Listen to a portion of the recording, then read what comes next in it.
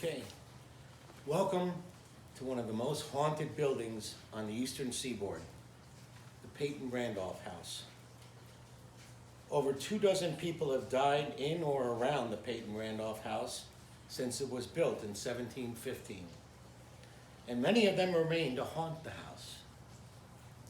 The Randolph House was once featured by USA Today as one of the most haunted houses in the United States.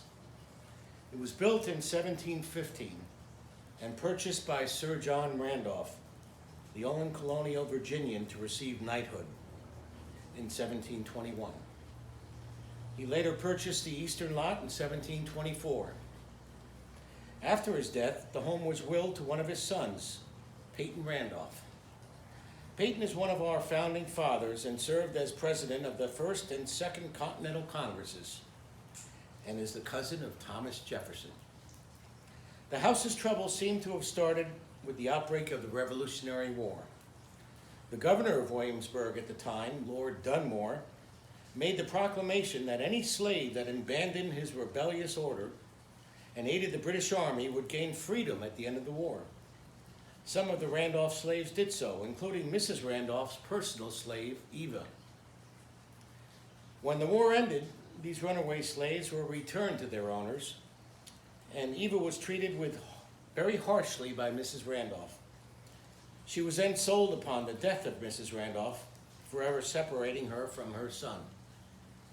From that day on, the house suffered from bad fortune. A pair of men shot each other in a quarrel.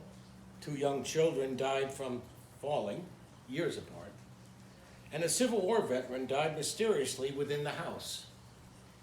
In fact, the earliest report of ghostly happenings is from a written account of the Marquis de Lafayette himself. In 1824, he went on a grand tour through the states to speak with veterans of the war. While in Williamsburg, he stayed at the Peyton Randolph House. On October 20, 1824, Lafayette wrote about his experience in the home. "I considered myself fortunate to lodge in the home of a great man, Peyton Randolph. Upon my arrival, I entered through the foyer, felt a hand on my shoulder, and it nudged me as if intending me to keep from entering. I quickly turned, but found no one there. The nights were very restless, as the sounds of voices kept me awake for most of the night. Far more recently, in the 1960s, the house served as an overflow dorm for students of William and Mary. A young man was reported to feel a light tugging on his arm as he slept, at first believing himself to be dreaming. That hopeful belief was dashed as the bed began to shake violently, and he pulled out of the bed to find the room empty.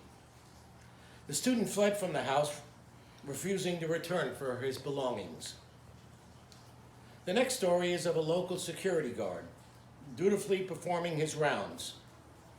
When he found himself in the Peyton Randolph House basement, the whole of the house filled with a loud, otherworldly roar. He tried to flee, but some invisible presence gripping him by the ankles, anchoring him to the ground. The guard desperately radioed in for help, and 10 minutes later it arrived. They found the door wedged closed and had to force it open, an action that immediately released the original guard from his trap.